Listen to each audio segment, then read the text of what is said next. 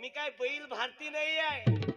दुधाचा अभिषेक केल्यानं देव भेटतेत का नाही भेटत याची गॅरंटी नाही, पण एक बॉटल जर रक्तदान केलं तर देव तुम्हाला भेटायला येते बाबो.